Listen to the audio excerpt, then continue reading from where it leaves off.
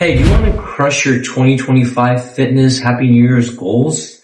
But you don't have to do that. You watch all these videos, you're confused what to do, and you're confused when to start. Watch this video. This is Drake or NoBSNutrition on YouTube. I'm making podcasts. This is episode 43, I believe, or 44 of the podcast series. If this is very helpful, especially this upcoming Happy New Year's, please like and subscribe down below. I like to go into my videos real quick, but beforehand, I work at Destiny Fitness. You can call the phone number right here, or you can call my phone number, or you can go in the description below where everything is located at. Go check out my other podcast right here. It's very helpful. Very helpful. And let's get into it.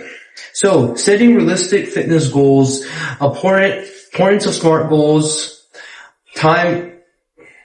setting realistic fitness goals, SMART goals, time bound, setting realistic fitness goals, important of SMART goals, common mistakes when settling fitness routines or resolutions, quick tips for creating sustainable routes. So what does SMART goals mean? In specific, measurable, achievable, relevant, time bound. So specifics, we try to have a specific target. We're not trying to have an outcome goal. We try to have a process goal. That's what we call it. And what a process goal is during the process. So I want to lose 30 pounds. That's an outcome goal. That is like a big goal you want to do. But what does that process look like? The process looks like eating less processed food, having more protein, and having daily walks compared to having that outcome goal, which is pretty much just, I want to lose 30 pounds. I want to get a 6-minute mile, stuff like that. So you want to be specific what you want to target before you overdo it, and you're not going to achieve that goal. Or turns out that you lose 26 pounds. Are you still happy, or are you still not satisfied because you wanted to aim higher than before? So have a specific goal and have a specific target that will be accurate to what you could do. So if you want to lose 100 pounds in the next 2 months, that's not very measurable, like trying to aim for that high number, you might get it, or you might have a setback. And then mentally, you aim higher, but you don't get that goal. So you want to aim low, or aim in a realistic standpoint, so you can actually have a specific goal. What you have to do throughout that process to get that achievement. If you focus on the outcome goal, you're gonna fuck up on the process goals. The next one is achievable. Is this achievable? Is this really achievable to get? If I'm trying to lose 100 pounds, I weigh 300 pounds.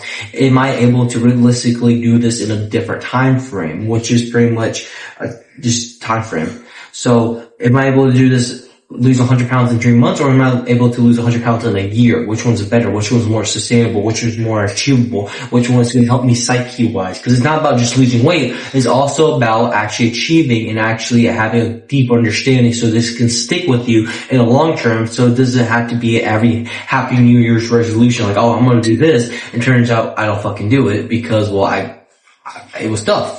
You want to make sure it's achievable. Is this relative to your fitness goals? Is this relative to your ways of thinking? Is this relative to the specific? Is this relative to your situation? It's multiple situations. If we live in the bad environment of eating junk, maybe our parents made us eat a lot of junk, stuff like that. Is this a really achievable thing to lose 100 pounds? Maybe not. So you have to make sure it's related to your environment, and make sure your environment doesn't clutter up with things that make you not lose weight, or make you not lose body fat, or make you not as strong or better mentally. So you have to figure that out. And this is a time-bound process. So if you're trying to expect to lose 100 pounds in 2 months, it's crazy, and it's going to take a long time, even in that time frame. So you might have to actually aim higher in a month frame. And if you think about it instead of 1 month, and think about it in 1 year, then it feels less stress mentally. So you want to think about it like that. Common mistakes when setting fitness resolution is aiming too high. That's a big common mistake. If you aim too high, it seems like the goal is far away, and then you be demotivated to actually start that fitness goal. Quick tips for creating a sustainable routine. Make sure that routine goes with your schedule. If you're a busy nurse doing a 12-by-12 shifts, then most likely you have to have a routine that is good with your schedule than just going to the gym randomly and not doing the best workouts or doing time-efficient workouts. If you have kids, that's going to take a lot of time. So make sure you have something that doesn't take, you're not doing like a bodybuilding program that takes 50 or even 2 hours in the gym. Make sure you do something that's like only 30 minutes in the gym. So yeah, make sure it's sustainable to your routine. Next is building consistency over motivation. Why consistency beat motivation every time. How to build habits that sticks. Practice tips for scheduling workouts into your daily routine. So why consistency beat motivation? Consistency is representative of discipline. Motivation can come and go, but when you have discipline, you do it every time. For today, I didn't feel like making this video, but my consistency of making these podcasts and my discipline plays a role. I feel very sick, very nauseous, but I'm still making this video, which is very true because I feel very sick. But I'm still making this video for you guys to have, because consistency is dedication that I'm putting into the work, so I have a good output that has something in value. So information, and therefore I get more clients, or therefore I help more people. So consistency will always win versus motivation that comes and goes. You're not going to get motivation every time. You have to build that discipline. So how to build habits that sticks. Make sure, a little tip what I used to do is make sure do something that's similar. So if you, let's say, I like to use this example. If you walking around your house when you wake up, don't know everything is at, never put everything out, you're not going to build that, habits in. Like, let's say you have to take your pills, right? You take your creatine, take multivitamins in the morning, but you always forget. Make sure it's nearby something. Make sure it's nearby, maybe in the bathroom when you brush your teeth. Make sure it's nearby when you open that refrigerator. You have it there, so you build that habit to just do it randomly throughout the day and not have a consistent routine or have a specific time schedule that won't fit into your time, because everything happens. You have to rush, you can't eat breakfast, stuff like that. So make sure that you do something that's close or similar to that thing you were gonna do. Or if you try to eat healthier, meal prep, that's a good one. Try to meal prep your meals. If you don't meal prep your meals, this could be hard to be consistent. So, practice tips for scheduling workouts into your daily routine. I will recommend morning workouts. That's a good one. If you have to pick up your kids, or if you're busy more in the afternoon, do your morning. If you're more busy in the morning, you gotta drop off your kids and stuff, you probably have to do at night. Maybe not too late, 11 p.m., but you have to do it somewhere that you can fit. If you can't go to the gym, do at-home workouts. Not those stupid ab crunches they do, but do rubber band training, do suspension training. If you have weights at home, do some weights at home, then go into the gym. And turns out you're not consistent, because every time you go to the gym, you're wasting more time that you have to do for work or something, or it beats you up. So keep that in mind. Do something that's close by so it doesn't waste time, or you build that consistency and you build it into your routine. The next one is a nutrition basis for fitness success. The 80-20 rule, nutrition, simple, actionable nutrition advice, protein intake, hydration, how to avoid extreme dieting, plateaus in January. So the 80-20 rule is pretty much like a business model, like 80% you work hard, 20% you take off or something. But for the nutrition side of it, 80% you eat very clean and 20% you eat junk. So let's say you have 3,500 calories. If you do 20% of 3,500 calories, is probably around, I'm not too sure, but maybe 500, 250, I'm not too sure. And that's food that you can have and enjoy in your diet. So you do like 3,000 or 3,500, multiply point, you have to use a point 20%, and that's the calories that you can have with junk or anything of that sort. So you be consistent. You don't have to deprive yourself with bad foods, because if you do that, then your cravings kick in. So recommend to have that 80-20% rule. Now the simple, actionable nutrition advice, protein intake. So make sure your protein's high. I recommend for most people your protein is 1 gram per pound of body weight. If your fat percentage or if your body weight percentage is higher than that, like let's say 300 pounds, then eat around 0.8 to 0.6 grams of protein. So, or your goal weight. So if you 300 pounds, but you want to be 200 pounds, eat 200 grams of protein. Protein is not bad for you. A lot of protein is not going to kill you unless your digestive is off. So eat more protein, aim for whole foods, overeat on protein. And the reason why I say that is protein is the most satisfying macronutrient, and it's very hard to overeat on calories on whole foods, especially when you do 80-20. So that's the best way in my opinion. The next advice is hydration and fiber intake. A lot of people like fiber, and that's one of the fundamentals to actually feel full, so eat more fiber. If you have a lacking fiber diet, eat more fruits or have a fiber supplement. Also hydration is one of the key rules. For most people, you don't have to drink a gallon of water. I would recommend like 9 cups, 8 cups, or 1 cup per pound of 10 pounds. So if you, 20 pounds. So if you weigh, let's say 200, you drink 10 cups of water. If that's correct. Yeah. Something like that. And how to avoid extreme dieting plateaus in January. It's a whole thing about this. You have to watch a video. I recommend watching mine in the description below how to avoid that. But make sure you don't overtrain. That's one of them. Make sure you have a high protein diet. Make sure, sometimes you have to make sure your calories are not too low to the point that if you keep dieting for long periods of time, let's say you diet for 3 months, you lose 50 pounds, great. Now your metabolism is slow because you didn't build muscle mass. So you have to build muscle mass, reverse diet, so add calories over time and build that physique that you want, more muscle. Because muscle is going to help you burn calories in the long term. So you have to make sure you have that muscle mass. That's a whole thing. I say watching videos like Mindpump or Eric Roberts down in the description below. They talk about more in detail, but make sure you have those fundamentals checked. Nutrition, sleep, and training. Okay, now, number 5, the importance of rest and recovery. This is very important. Listen.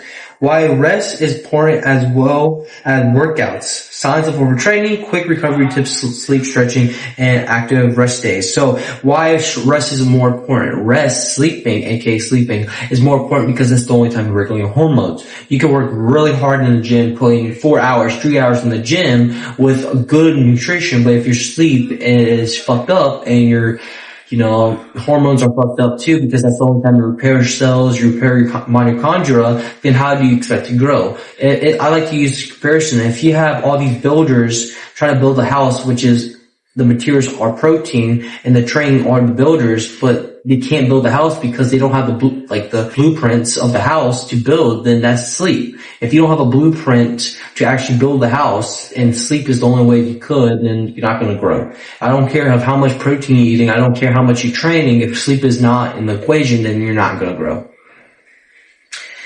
And signs of overtraining, very simple. You're too sore 24/7. You're degressing in weight. You feel like shit. Your sleep is bad. You feel sick. It's multiple signs that you're overtrained. You feel tired. So yeah. Quick recovery tips for sleeping, stretching, and active rest days. I link a video down in the description below, but here's my mobility tips. Do some mobility. Rest active days, just walk a little bit more. Don't walk like crazy. Do a sport that you like. Don't overdo it. Don't do 2 hours of MMA and expect that's a rest day, which is not. Do something like extra walking, or maybe instead of going for walking, go for a bike stroll, or do a little bit of MMA, but for like 30 minutes. So stuff like that. Not very intensely. Just to increase blood flow. We don't want to be stiff and rest. Therefore, you're just gonna hurt. Therefore, then you're just gonna be stiff. Signs of motivation beyond January. So how to track progress effectively? What I recommend is progress pictures. That's probably one of the best ways because the scale is BS. The scale measures total mass going down on gravity. So if you weigh 200 pounds, but the scale can't show you fat and muscle, then you don't know how much you actually weigh versus fat and muscle. You could be 200 pounds looking like a bodybuilder, but you could be technically obese. I can cut off your arm, you could lose weight on the scale. I can make you lose a lot of muscle, lose a lot of weight, and therefore now your metabolism is slow and you have to eat 1,500 calories. So there's a lot of ways that I recommend not to use the scale. If you are going to use the scale, just keep in mind it is total BS. It's okay, but use progress pictures, use measuring tapes, use strength in the gym. If it's going down too much, strength, like 50 pounds on your bench press, you had to eat more calories. It's too low. So keep that in mind. Celebrating small wins. Celebrate those wins you got. If you lose 5 pounds, that's awesome. If you're trying to bulk during this time and you gain 5 pounds during a month, that's great. Celebrate the small wins. Don't celebrate the outcome goals and say, oh, I only lose 30 pounds, but I'm only losing 1 pound today. That's still a win. Or I walk a little extra. That's still a win because that's going to accumulate over time for you to do something even great. And therefore, you're going to have more confidence in yourself. And therefore, you're going to have the small wins to say, hey, in the past I did this and this shouldn't be as hard. So you're going to build your confidence more. Finding a fitness community or accountability partner. This is one of the best important in the fitness world for a gym. It's called the 3 C's. How close the gym is to your house, cost, how much it costs to go to the gym, and culture. If the culture is bad, but the cost is good and everything, you might not go to the gym because everyone stinks. But at Disney Fitness, it's really great because it's like a small town community. It's very cheap and everyone loves each other. So I recommend God Destiny Fitness. But anyways, my point is you want to make sure you go to a place that everyone like cheers you on, even for the small wins and accountability. Nobody is very negative. Nobody talks about the negative aspects of everything. Try to go to a gym that's really, really soothing and really helpful to motivate you and making sure you have discipline. Also find a partner. If you like discipline now, maybe a partner will help you. So you get your friend, mom, whatever, and let her join. So that's one of the ways. And now recap, take key ways, make sure sleep is there. You have to make sure sleep. Without sleep, I would recommend 9 hours of sleep. Doesn't mean you're gonna get 9 hours of sleep, but at least you have 1 hour if you wake up at the middle of the night. If it takes 30 minutes to fall asleep or an hour, or you're just laying in bed, which is not an hour of sleep. So, or it's not sleep, just laying in bed. You have to close your eyes and actually go to sleep. So, do 9 hours of sleep. The second thing is nutrition. Have a high protein diet. Have 1 gram per pound of body weight. Or if you weigh a lot more, then it gets you down to goal weight, which is probably 200 if you weigh 300 or 150, whatever. So eat 1 gram per pound of body weight or 0.8 grams. Next one is training. Make sure you're not tired. Make sure you're not undersleeping. Make sure you don't feel like you're sore all the time, because even though you feel sore, which is okay indicator, over time, if you feel sore, it doesn't mean you're getting stronger. And if you are, that's probably just the newbie gains. But you could have got way stronger if you don't feel sore. So make sure of that too. I would say the last key topic is make sure your goals are actually relatable, actually achievable, actually very specific to the point that you're not overthinking about the outcome goal. If you think about the input more often and know what to do specifically than think about the output, you're gonna get to the output eventually. So think about the input more than the output. The next one is, that's really it for today's video. Just be consistent for this 2025. Don't give up. Don't just do it for a week and stop. Actually make a plan. Actually write it down. Actually use your phone as an indicator. Don't just sit there with your little computer and stuff and just don't do anything. And if you're watching this video to the end, I thank you so much. You're helping me, but also like and subscribe, please, for more fitness content like this. If it shows value. And if you want me to talk about other things, like other fitness things, then put it in the description below so I can talk about it. But if this video is very helpful, comment below, okay? Thank you guys so much. I work at Destiny Fitness, like I said. So if you want personal training, free training assessments to kick off your Happy New Year's resolution. Thank you and goodbye.